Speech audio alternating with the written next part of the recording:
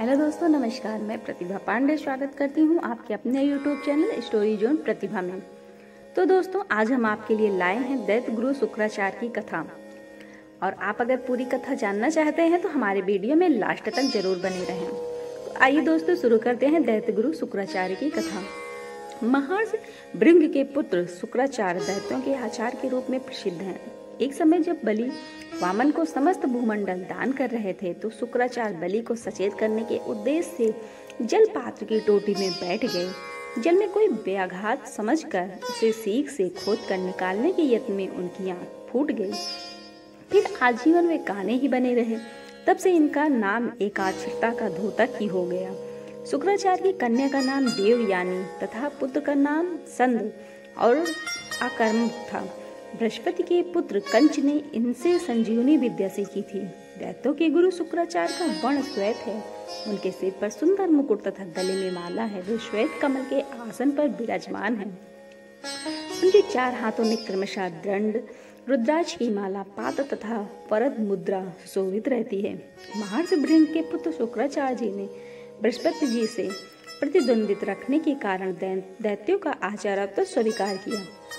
शुक्राचार्य दानवों के पुरोहित हैं। ये रोग के आचार्य हैं। अपने शिष्य दानवों पर इनकी कृपा सदैव बरसती रहती है। इन्होंने भगवान शिव की कठोर तपस्या करके उनसे मृत संजीवनी विद्या प्राप्त की थी। उनके बल से ये युद्ध में मरे हुए दानवों को भी जिंदा कर देते हैं। आचार्य शुक्र वीर के अधिष्ठाता हैं। दृश्य जगत में उनके लोक शुक्र तारक का भूमि एवं जीवन पर प्रभाव ज्योतिष शास्त्र में वर्णित है। आचार्य शुक्र नीति शास्त्र के प्रवर्तक थे। इनकी शुक्र नीति अब भी लोक में महत्वपूर्ण मानी जाती है। इनके पुत्र खष्ट और अकर्म हिरण्यकशिप के यहाँ नीति शास्त्र का अध्यापन करते थे। मत्स्य पुराण के अनुसार शुक्राचार्य ने असुरों के कल्याण के लिए ऐसे ही कठोर व्रत का अनुष्ठान किया जैसा आज तक कोई नहीं कर सका। इस व्रत से इन्होंने देवाधिदेव शंकर को प्रसन्न कर लिया। शिव ने इन्हें वरदान दिया कि तुम युद्ध में देवताओं को पराजित कर दोगे तो तुम्हें कोई नहीं मार सकेगा। भगवान शिव ने इन्हें धन का भी अध्यक्ष बना दिया। इसी वरदान के आधार पर शुक्राचार्य इस लोक और परलोक की सारी संपत्तियों के स्वामी बन गए।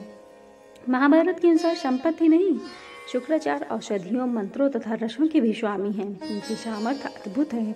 इन्होंने अपनी समस्त संपत्ति अपने शिष्यों असुरों को दे दी और स्वयं तपस्वी जीवन ही स्वीकार किया। ब्रह्मा की प्रेरणा से शुक्राचार्य ग्रह बनकर तीनों लोकों के प्राण का प्रत्यार करने लगे। कभी वृष्टि, कभी आवृष्टि, कभी भय, कभी अभय उत्पन्न कर ये प्राणियों के योगक्षेम का कार्य पूरा करते थे। ये ग्रह के रूप में ब्रह्मा की सभा में भी उपस्थित होते हैं। लोगों के लिए अनुकूल ग्रह तथा वर्षा रोकने वाले ग्रहों को शांत कर देते हैं। इनके अधिदेवता इंद्राणी तथा प्रत्याधि देवता इंद्र है। मत्स्य पुराण के अनुसार शुक्राचार्य का वर्ण श्वेत है। इनका वाहन रथ है। इसमें अग्नि के समान 8 घोड़े जुते रहते हैं। रथ पर ध्वजाएं फहराती रहती हैं।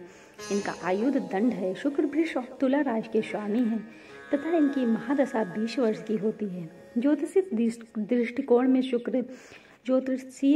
दृष्टिकोण से शुक्र ग्रह के शांत के लिए गौ पूजा करनी चाहिए तथा हीरा धारण करना चाहिए। चांदी, सोना, चावल, घी, सफेद वस्त्र, सफेद चंदन, हीरा, सफेद अश्व, दही, चीनी, गौ तथा भूमि ब्राह्मण को दान देना चाहिए। नवग्रह मंडलों में शुक्र का प्रतीक पूर्व में श्वेत पंचकोण है। शुक्र का वैदिक मंत्र। शुक्र की प्रतिकूल दशा में इनकी अनुकूलता और प्रसन्नता हेतु ओम अन्नात् परिस्तुते रसम ब्रह्मणा व्यापितम क्षयम पयम सोमम प्रजापति हृतेन सत्यमिंद्रियम विपान शुक्र मंधस्ता इंद्रियान्मिदा पयो अमृता मधु।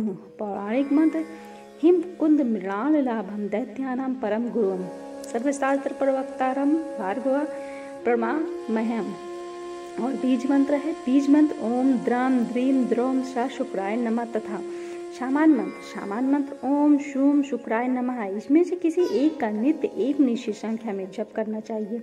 कुल जप 16,000 तथा जप का समय सूर्योदय काल है। विशेष अवस्था में विद्वान ब्राह्मण का सहयोग लेना चाहिए। तो दोस्तों, दैत्य गुरु शुक्राचार्य की यह कथा आपको कैसी लगी आप कमेंट में बताना मत भूलिएगा। और हमारे चैनल को ज़्यादा से ज़्यादा शेयर करिएगा और लाइक शेयर सब्सक्राइब करना बिल्कुल मत भूलिएगा। और हाँ दोस्तों, लास्ट में कमेंट करना बिल्कुल मत भूलिएगा।